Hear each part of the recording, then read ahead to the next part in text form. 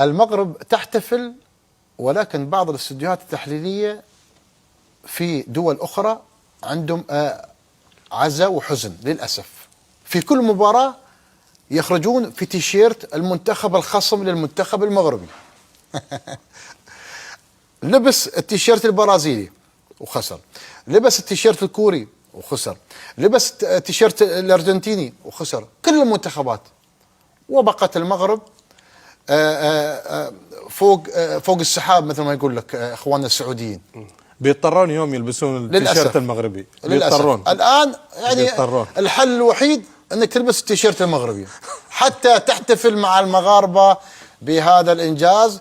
برامج رياضيه واستديوهات رياضيه تحتفل، او تريد المنتخب الخصم ان يحقق انتصار على المنتخب المغربي. شوف، شاء من شاء وابى من ابى، الرايه الحمراء المغربيه هي من تسيدت المشهد في كاس العالم. نعم.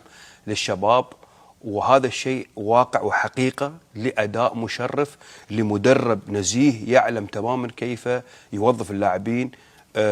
ابارك لهم صراحه، ابارك للاعبين، اقول ديو مغرب، وان شاء الله تعالى ان هذا المنتخب باذن الله تعالى سيكون له يعني راح يكون له مستقبل مشرق. نعم. إن شاء الله. مع الكوكبه ان شاء الله، في المستقبل القريب ان شاء الله. طيب.